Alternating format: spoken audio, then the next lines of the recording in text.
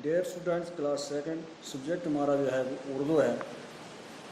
اردو میں آج ہم دیکھیں گے کہ حروف کو ملا کر کیسے لکھا جاتا ہے۔ حروف کو ملا کر کیسے لکھا جاتا ہے، تو دیکھیے یہاں پہ لکھا ہے ان حروف کو ملا کر الفاظ بناؤ اور لکھو۔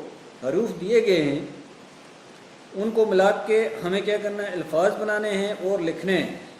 کیا کرنا ہے، لکھنا ہے۔ تو دیکھیے بچوں، جیسے مثال دی ہوئی ہے شین، رے، بے، تے، یہ الگ الگ کر کے لکھے ہیں حروف۔ شین حروف الگ ہے، رے الگ ہے، بے الگ ہے اور تے الگ ہے۔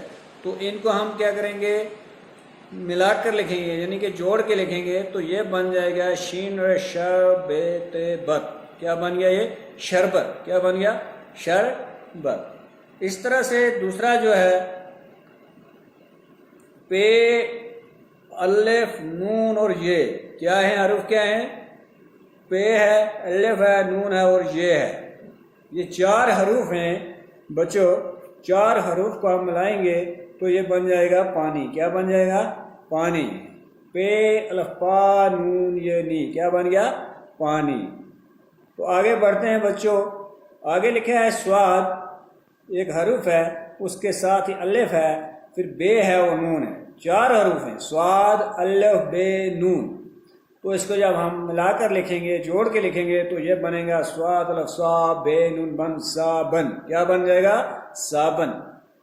اس طرح سے شین، واو، کاف۔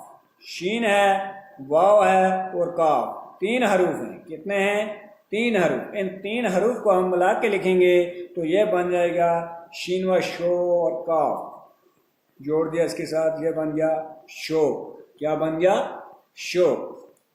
تو بچوں ہمارا پانچواں جو ہے وہ ہے، اس میں بھی تین حروف دیے ہیں، رے، واو، سین۔ ایک رے ہے، دوسرا واو ہے اور تیسرا سین ہے۔ ریوا، روس، سین، مکو۔